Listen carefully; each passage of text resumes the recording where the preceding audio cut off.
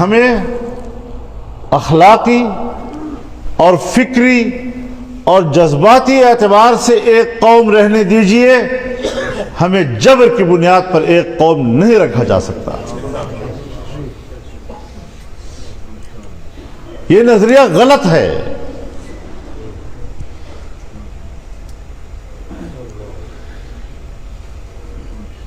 ہمیں اپنی اسٹیبلشمنٹ سے یہی اختلاف ہے، وہ ہمارے دشمن نہیں ہیں، ہمارے ملک کے رہنے والے ہیں، لیکن تمام وسائل و اختیارات کو اپنے اندر سمیٹ کر اس کا ارتکاز کر کے اگر وہ سمجھتے ہیں کہ فیصلے صرف ہماری خواہشات پر ہوں گے اور عوام کو صرف ہم دکھاوے کے لیے دنیا کے سامنے رکھیں گے، یہ کھیل نہیں چلے گا، یہ کھیل نہیں چل سکتا۔ سب سے پہلے میں نہیں مانتا اس چیز کو، اور جنرل صاحب، جرنیل حضرات، اسٹیبلشمنٹ سن لے، یہ فضل الرحمان کی بھی آواز ہے، یہ اس کی جماعت کے ایک ایک کارکن کی آواز ہے۔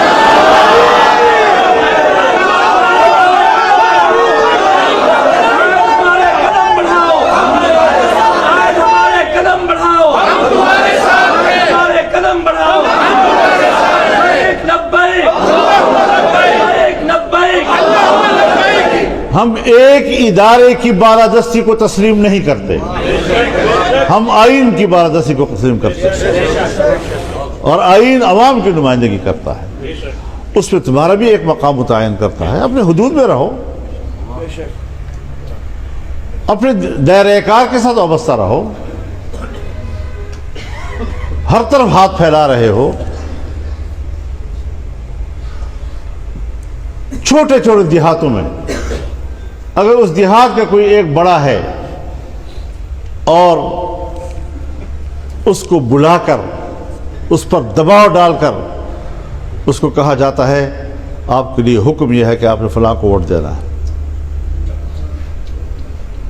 اور یہ بات میں ہوائی نہیں کر رہا، یہ ہم پہ گزری ہے۔ ہم ایک گاؤں میں گئے، ہم نے وہاں کے وڈیرے کو دیکھا، اپنے برادری کے ساتھ بیٹھا ہوا ہے، اس کے چہرے کو دیکھ کر ہمارے ساتھی محسوس کرنے لگے کہ اس پر کوئی پریشر ہے، کچھ دباؤ میں بیٹھا ہوا ہے۔ اس نے، ہمارے ساتھی نے اس کو کہا کہ آپ ذرا تنہائی میں مجھ سے بات کر لیں، اور اس کو کہا کہ میں آپ کے ذہن پر کوئی پریشانی دیکھ رہا ہوں، آپ ہمارے حق میں جو آج فیصلہ دے رہے ہیں کوئی دباؤ میں تو نہیں دے رہے، کسی نے آپ کو مجبور تو نہیں کیا ہے؟ اس کے آنکھوں میں آنسو آ گئے،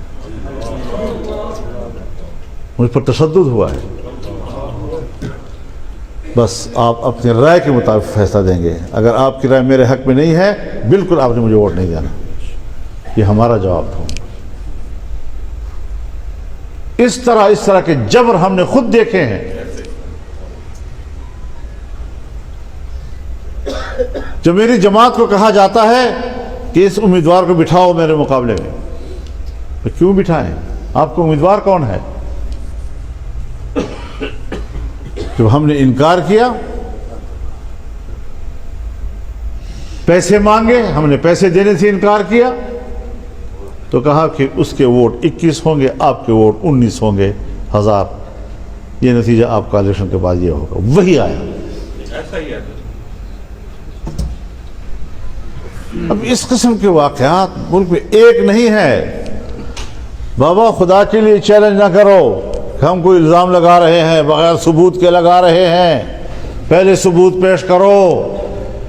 بھائی اگر کہیں آپ لوگوں نے چیلنج کیا اور جرگہ لگا تو ثبوتوں کے اتنے بھرمار ہوں گے کہ پھر آپ کے لیے پناہ کی جگہ نہیں ملے گی۔ پھر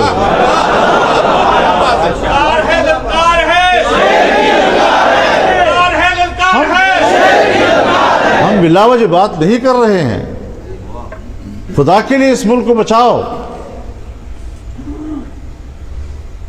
خاکم بدہن، میری بات کو خدا جھوٹی کر دے، لیکن میں حالات کو اس طرف دیکھ رہا ہوں جاتے ہوئے جس طرح بنگال کے حالات چلے گئے تھے۔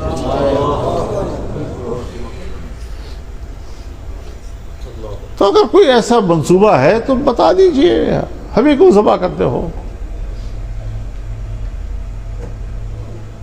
لیکن ہم اپنے ملک کو زندہ و تابندہ رکھنا چاہتے ہیں، آباد رکھنا چاہتے ہیں، اور انشاءاللہ العزیز یہ ملک اسی طرح چلے گا۔ الیکشن کیا ہے؟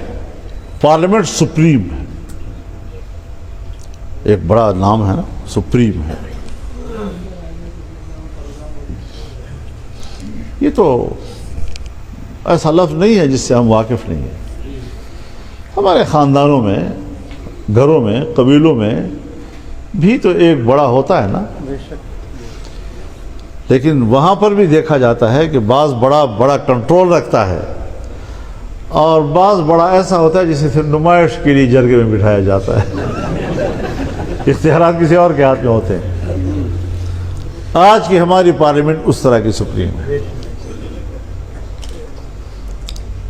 اب اس ایوان میں بیٹھ کر کم از کم میں اپنے بارے میں نہیں کہوں گا کہ میں اس ایوان میں بیٹھ کر پاکستان کا وی آئی پی ہوں۔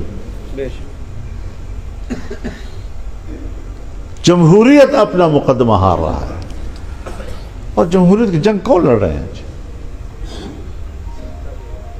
ہمارا تعلق مذہبی حلقے سے ہے،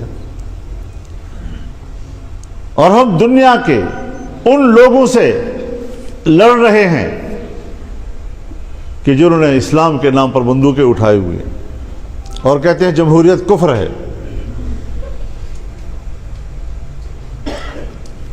اور ہم کہتے ہیں نہیں، جمہوریت کی کوئی ایک واضح تشریح ہے ہی نہیں۔ جمہوریت نظام مملکت میں عوام کے اشتراک کا نام ہے، بس۔ اس کی شکل کیا ہو؟ امریکہ میں اور طرح، برطانیہ میں اور طرح، ہندوستان میں اور طرح، بنگلہ دیش میں اور طرح، دوسرے ممالک ہیں وہاں اور طرح۔ لیکن پاکستان میں عوام کی حاکمیت کا لفظ صرف اس حد تک محدود ہے کہ وہ ووٹ دے کر اپنے نمائندے چنتے ہیں، لیکن جب وہ نمائندے چن کر پارلیمنٹ میں آتے ہیں تو پھر ان کے تمام فیصلے قرآن و سنت کے تابع ہوں گے۔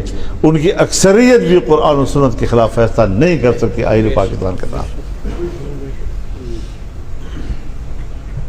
اور اس پر ہمارے اکابر نے دستخط کیے ہیں۔ اب جب عملاً آپ اس طرح نہیں کریں گے تو پھر غلط تشریح تو جائے گی دنیا میں، پھر آپ کی جمہوریت اپنا مقدمہ ہار جائے گی۔ اور اگر اس طرح دھاندلیوں سے پارلیمنٹیں بنتی رہیں گی تو پارلیمنٹ اپنی اہمیت کھو بیٹھے گی۔ پھر کہا جائے گا جی ماشاءاللہ کے بغیر تو کوئی راستہ نہیں تھا، سیاستدانوں نے تو یہ گند کر دیا۔ سیاستدانوں نے گند نہیں کیا، ایک گند بھی تو آپ نے نہیں کیا ہے۔ کیا بات ہے۔ جس کو جتوایا ہے وہ بھی مطمئن نہیں ہے، جو ہارا ہے وہ بھی ہار نہیں مانتا۔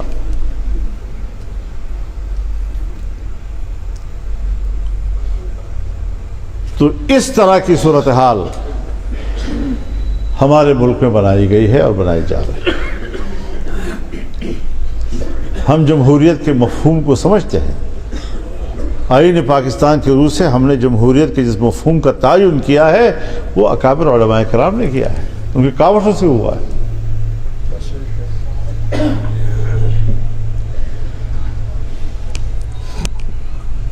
ورنہ ظاہر ہے کہ اگر وہ قرآن و سنت کے تابع نہ ہو اور عوام کی اکثریت فیصلہ کرے یا پارلیمنٹ کی اکثریت فیصلہ کرے اور حلال کو حرام کہہ سکے اور حرام کو حلال کہہ سکے تو پھر وہ تو شرک و کفر کے علاوہ کیا ہو سکتا ہے؟